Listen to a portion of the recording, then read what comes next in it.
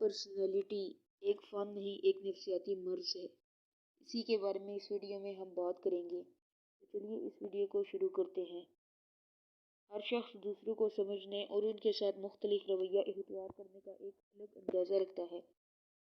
اسے ہر طرف ہر شخص ماحول اور زندگی کے واقعات سے نمٹنے کی اپنے اندر مختلف امتیازی خصوصیات کا حامل ہوتا ہے۔ انہی خصوصیات کو کسی شخصیت کے پہلو سے عبارت کیا جاتا ہے۔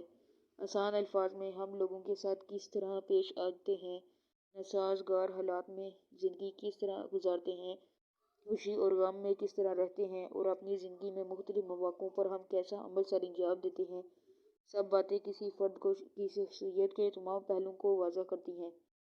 عام طور پر ہم سب افراد اپنی زندگی میں آنے والی بے شمار لوگوں اور واقعات سے خود کو ہم آہنگ کرنے کی کوشش کرتے ہیں، لیکن جن لوگوں کی شخصیت میں نفسیاتی بگاڑ یا خامیاں گھر کر لیتی ہیں، وہ اپنے رویوں میں اتنے غیر لچکدار ہوتے ہیں کہ ان کے لیے حقیقت کو قبول کرنا تقریباً ناممکن ہو جاتا ہے۔ وہ ہر کام میں کمزور پڑ جاتے ہیں۔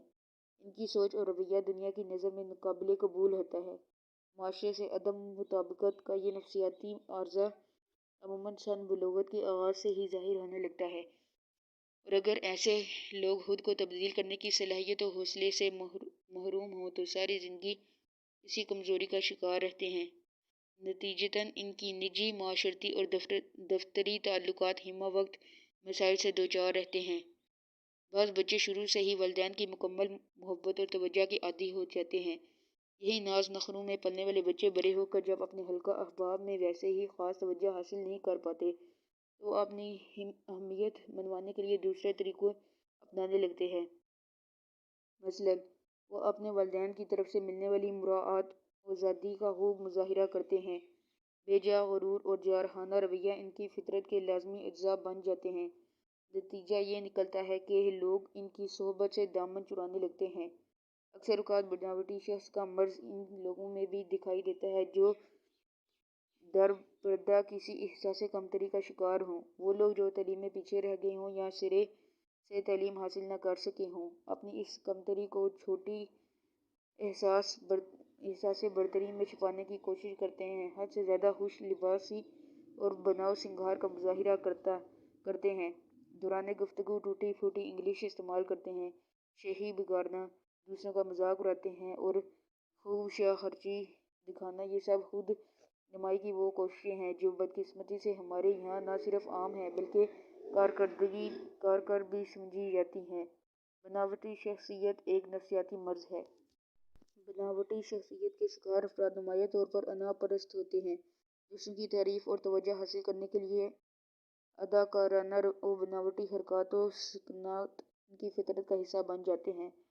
ایسے لوگ جذباتی طور پر اتنے کمزور ہوتے ہیں کہ بے بعد شدید رد عمل ظاہر کرتے ہیں، اور خود پسندی کو ٹھیس پہنچتے ہی دیکھ کر بچکانہ انداز میں اشتعال کا ظاہر کرنا ان کی پہچان بن جاتی ہے۔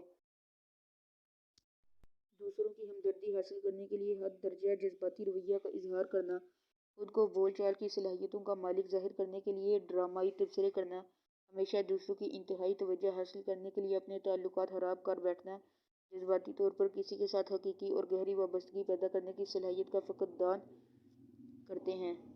اگرچہ ایچ پی ڈی سے متاثر ہونے والوں میں مرد اور عورت سبھی ہیں، تاہم اکثریت عورتوں کی ہے۔ اس عارضے کے شکار افراد نازک اور ناگزیر رشتوں یا تعلقات کو سنبھالنے کے لیے حد درجہ ساز باز اور گٹھ جوڑ کا مظاہرہ کرتے ہیں۔